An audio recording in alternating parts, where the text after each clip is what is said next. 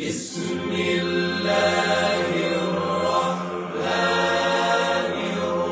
الرحيم ألف لام را تلك آيات الكتاب المبين إنا أنزلناه قرآنا عربيا لعلكم تعقلون نحن نقص عليك أحسن القصص بما أوحينا إليك هذا القرآن وإن كنت من قبله لمن الغافلين قال يوسف لأبيه يا أبت إني رأيت 11 كوكبا والشمس والقمر رأيتهم لي ساجدين আলিফ লাম র এগুলো হচ্ছে একটি সুস্পষ্ট গ্রন্থের আয়াত। নিঃসন্দেহে আমি একে আরবি কোরআন হিসেবে নাজিল করেছি যেন তোমরা তা অনুধাবন করতে পারো। হে নবী, আমি তোমাকে এ কোরআনের মাধ্যমে একটি সুন্দর কাহিনী শোনাতে যাচ্ছি যা আমি তোমার কাছে ওহী হিসেবে পাঠিয়েছি, অথচ তার আগ পর্যন্ত তুমি এ কাহিনী সম্পর্কে ছিলে সম্পূর্ণ বেখবর লোকদেরই একজন।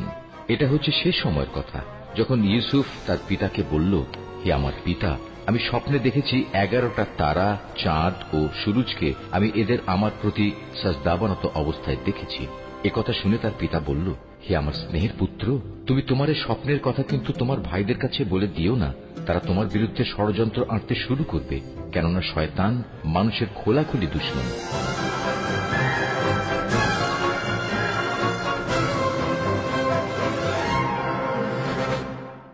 খোদাবন্দের নবী ইউসুফের প্রতি দরুদ। দরুদ খোদাবন্দের বার্তাবাহক ওহির ফেরেশতা। কি করছিলে তুমি? প্রিয় আব্বাজানের কাছে পত্র লিখছি। জনাব পুতিফারের কাছে তাগাদ করব যেন এই চিঠিটা আব্বাজানকে পৌঁছে দেন। না ইউসুফ, এখনো সময় অতিক্রম হয়নি। তোমার আব্বাজানেরও এই বিচ্ছেদ সহ্য করা উচিত। ইউসুফের পরে বেনিয়ামিন হয়েছে আব্বাজানের সঙ্গী। ইয়াহুদা, এখন আমরা কি করব? তুমি তো বলেছিলে সব ঠিক হয়ে যাবে, কিন্তু এখন তো সব ভুল প্রমাণিত হলো। ইউসুফের চলে যাওয়া এতদিন হয়ে গেল, কিন্তু আব্বাজান বিন্দু মাত্র দৃষ্টি দিল না আমাদের দিকে। এখন সে বেনিয়ামিনকে তার জায়গায় তুলে এনেছে। আমরা তো ধারণা করেছিলাম আব্বাজান আমাদের দিকে নজর দেবে। এগুলো কথা ইউসুফকে আব্বাজানের কাছ থেকে নেওয়ার আগেই ভাবা উচিত ছিল।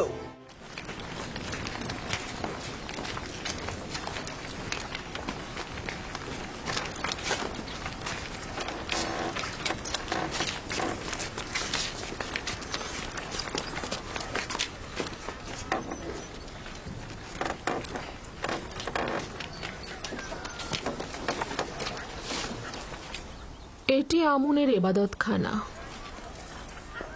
আমরা এখন মহান খোদা আমুনের সকালে জাগ্রত হবার উৎসবে শামিল হব। তার মানে আমুন মিশরের মহান খোদা গতরাতে ঘুমিয়েছিলেন? হ্যাঁ, আমুন এবং অন্যান্য খোদাগণ রাতগুলোতে বিশ্রাম করে থাকেন। কিন্তু গভীর রাতে কোনো বান্দা যদি তার কাছে কিছু চাইতে আসে তখন? বান্দাগণ ও আমুন খোদার ন্যায় রজনীগুলোতে বিশ্রাম নেবেন। এবাদতের জন্য খোদাগণ দিবসগুলো নির্ধারণ করেছেন।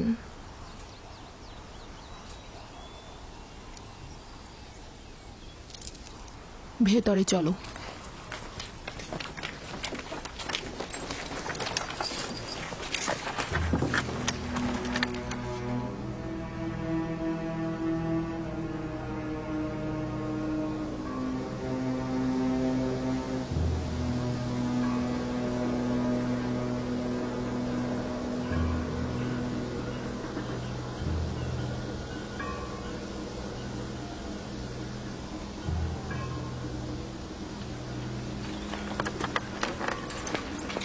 শুধুমাত্র আমুনের অনুসারীরাই ভেতরে প্রবেশ করতে পারবে। অচেনা ব্যক্তির প্রবেশ নিষেধ।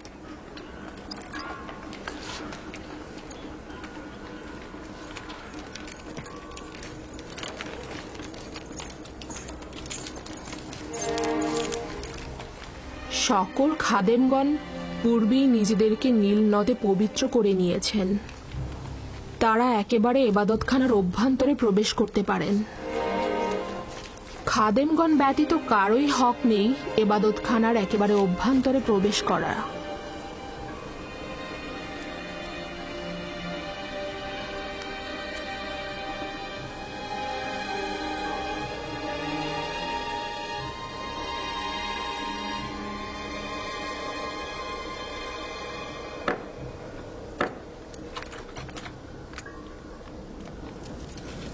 ওই প্রসাধনীগুলো দ্বারা আমুনকে ধৌত করে পবিত্র করা হবে। তার পোশাকও পরিবর্তন করা হবে। আকর্ষণীয় অলংকার দ্বারা তাকে সজ্জিত করা হবে। তাকে উন্নত সুগন্ধি মাখানো হবে এবং তাকে বান্দাদের ইবাদতের জন্য প্রস্তুত করা হবে। তার মানে কেউ যদি চায় নির্জনে একাকী ইবাদত করবে, তাহলে কি সে পারবে না? না, আমুন খোদাকে শুধুমাত্র ইবাদতখানার অভ্যন্তরে ইবাদত করা হয়ে থাকে।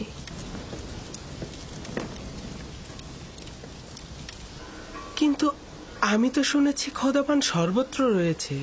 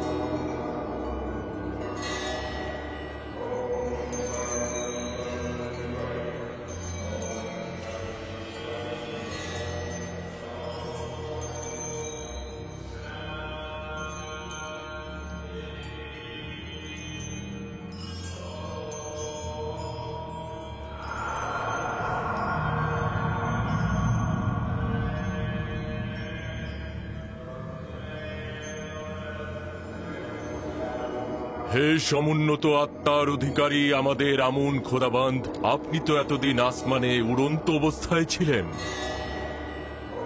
এখন বস্তুবাদী দুনিয়ায় উত্তম হবে নিজেকে জমিনের বুকে নিয়ে আসুন, যেন আপনি আপনার বান্দাদের এবং ইবাদতকারীদের ওপর বিস্তার ঘটাতে পারেন। হে মহান আমুন, আপনি আবির্ভূত হন, আবির্ভূত হন। হে শক্তিশালী মহান আমুন খোদা, পরম প্রশান্তির বিশ্রাম ভেঙে আবির্ভূত হন।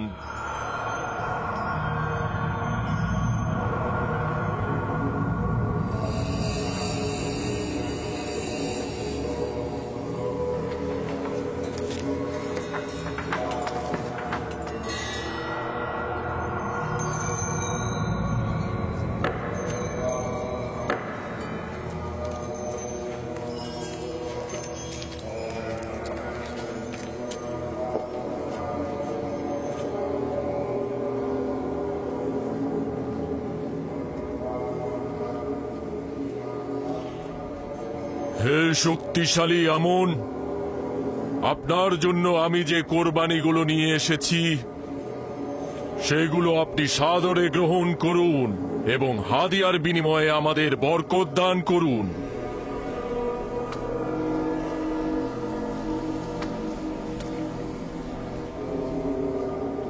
এখন এগুলো পুরোহিত ও জনগণের মাঝে বন্টন করে দাও। যাও।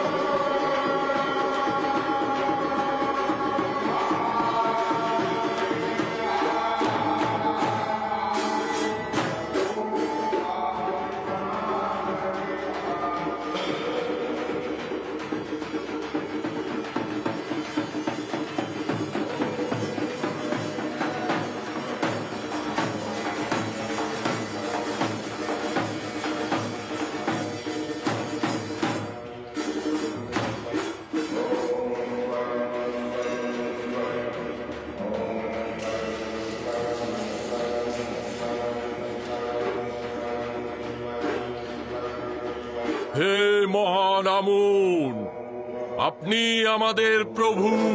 হে মহান আমুন, আপনি আমাদের প্রভু। দেখেছো আমুনকে কত সাজানো হয়েছে, তাকে কত সুদর্শন লাগছে। ইবাদতকারীগণ তার সোনার অলংকার চুরি করে না? না, খাদেমগণের হেফাজতে থাকে। কারো এত সাহসী নেই যে চুরি করবে। হেফাজতেই থাকা উচিত, না হলে সম্ভাবনা আছে চুরি হবার। আমি ভেবেছিলাম আমুন আপনাদের হেফাজত করবে, কিন্তু খাদেম ও বান্দাগণ উল্টো তারই হেফাজত করছে দেখছি। তাতে কি অসুবিধা? আমুন সর্বোত্তম ও সর্বোৎকৃষ্ট বস্তু যা আমাদের কাছে রয়েছে, তাকে তো হেফাজত করতেই হবে। আপনার বান্দাদের প্রতি নিয়ামত বর্ষণ করুন। বরকত বর্ষিত হোক হে আমার বান্দাগণ। আমি আমুন খোদা, আমি নিজেকে ঐশ্বরিক স্থান থেকে নামিয়ে এনেছি শুধুমাত্র আমার বান্দাদের পার্থিব জীবনের কল্যাণ সাধনে। আমার ইরাদা তোমাদের নতুন পথের সন্ধান দেবে, জীবনে প্রশান্তি আনবে। আমার সন্তুষ্টি তোমাদের মঙ্গল। আমুন খোদার ইবাদত করো, প্রস্থান করো আর তালাশ করো। আমি সর্বত্র বিরাজমান। আমার ইরাদা তোমাদের কাম্য। মহান আমুন আমাদের খোদা।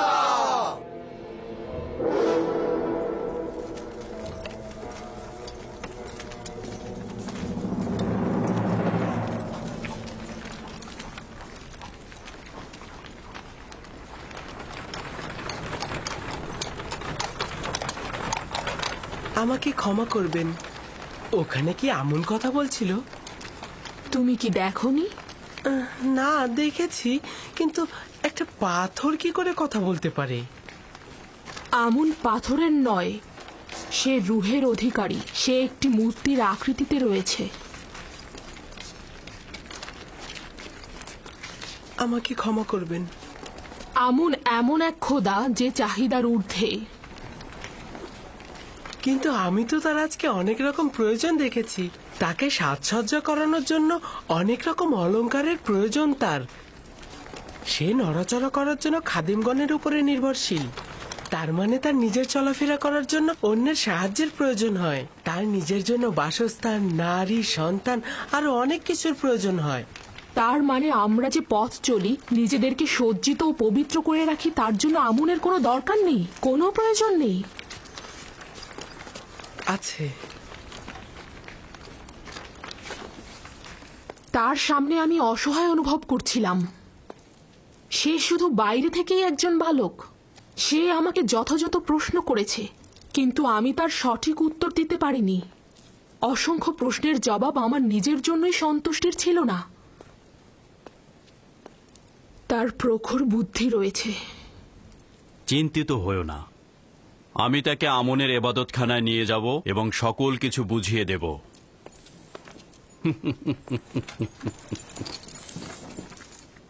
আমি নিঃসন্দেহে বলছি, ও আমাকে আমুন সম্পর্কে সন্দেহের বেড়াজালে আটকে ফেলেছে।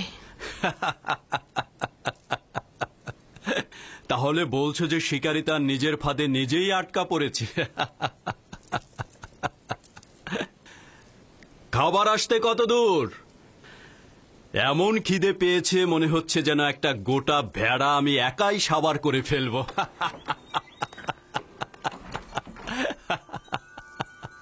খাবার প্রস্তুত আলী জনাব।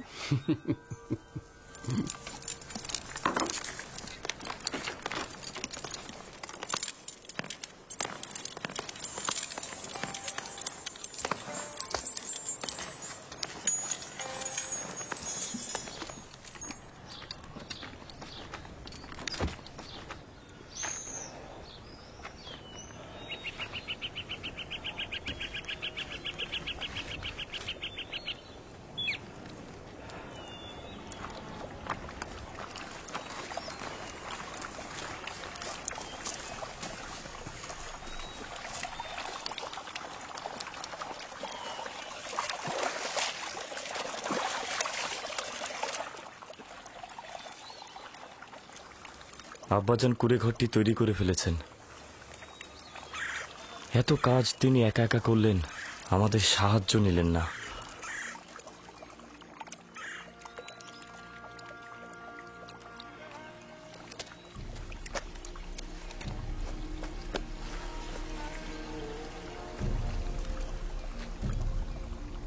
এটি আমার দুঃখ বেদনার কুড়ে ঘর।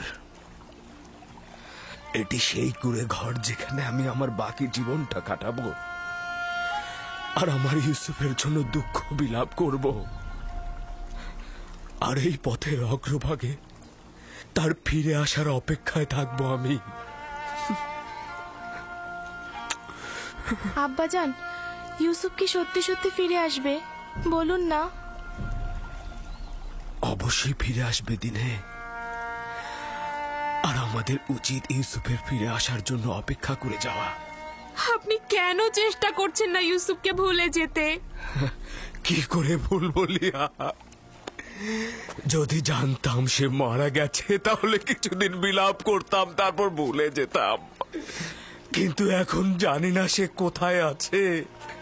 অবিরাম নিজেকে প্রশ্ন করে যাচ্ছি সে কোথায় আছে, কেমন আছে আমার ইউসুফ।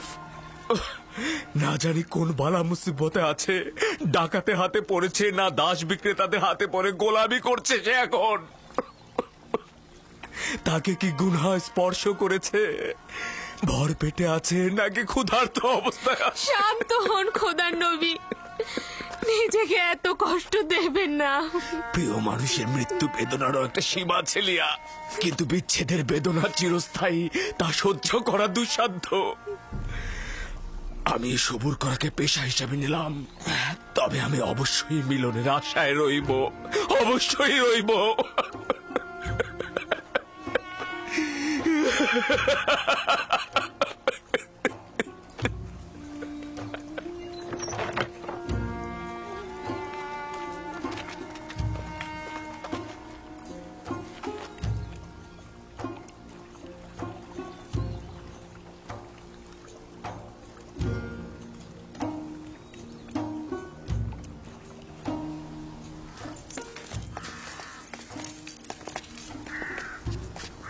আমার টমটম প্রস্তুত করো। ইউজারশিপকে আপনার সাথে নিয়ে যাওয়া কি উচিত হবে? হ্যাঁ, উচিত হবে। আমেন হতেব তার প্রশংসা শুনেছে, তাকে আমেন হতেবের কাছে নিয়ে যাব, এবাদতখানায় নিয়ে যাব। ভাবছি তাতে কোনো ফায়দা হবে না। তাকে বালক হিসেবে অবজ্ঞা করবেন না। সে যেহেতু প্রাচীন বৃক্ষ নয়, সেহেতু সে খুব নমনীয় হবে, তাকে তাড়াতাড়ি বোঝানো যাবে। তাকে আমি বুঝিয়ে দেব মিশরের আইন কানুন ও পবিত্রতা। তুমি কোনো চিন্তা করো না।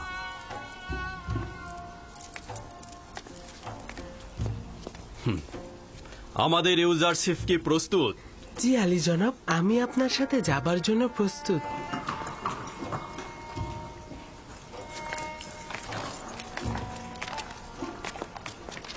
ইউজারশিপ, এই গাড়িগুলো বিপজ্জনক, নিজের হেফাজত করো। আপনি চিন্তা করবেন না, দুর্ঘটনা ঘটবে না, চিন্তা করো না।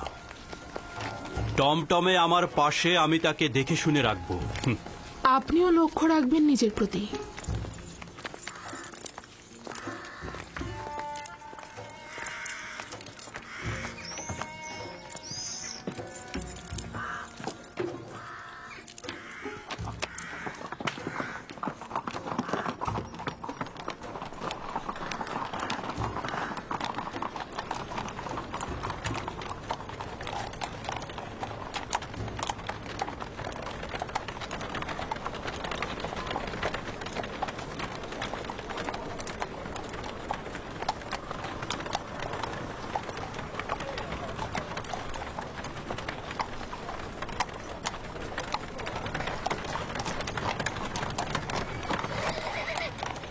আমনের নিজের সৈন্যদল মুষ্টিমেয়, কিন্তু তারা গোলযোগ সৃষ্টিতেই ব্যস্ত।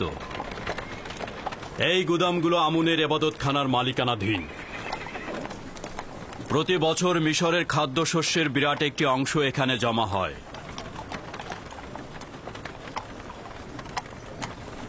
খাদেমগণ এই ভাণ্ডারের মালিক নয়।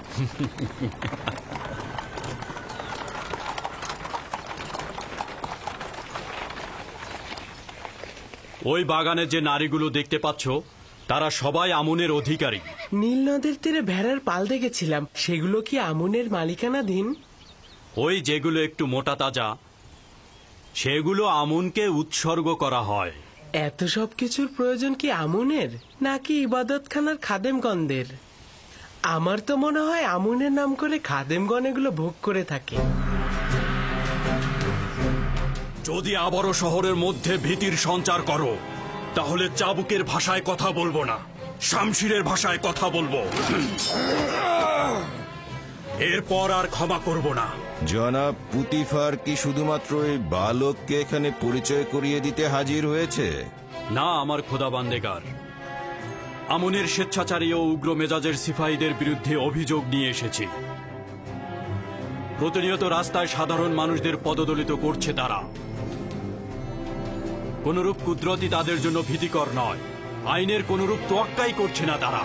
এটাই ভয় হচ্ছে যে এখনই যদি তাদের উপরে কোনো পদক্ষেপ না নেই তাহলে মিশরের হুকুমতের উপরে কদম ফেলতে কোনরূপ দ্বিধাবোধ করবে না ওই আমনের সিপাহীগণ। আমনের খাদেমদের বিরোধিতা করা কুফরির শামিল। আমুন ও আমুনের খেদমতগার এক নয়। আমুনের প্রতি আমার যথেষ্ট বিশ্বাস রয়েছে, কিন্তু আমুনের খেদমতগারদের স্বেচ্ছাচারিতা শেষ প্রান্তে উপনীত হয়েছে। তবে সংঘাতের জন্য বেশি তাড়াহুড়া করব না আমি।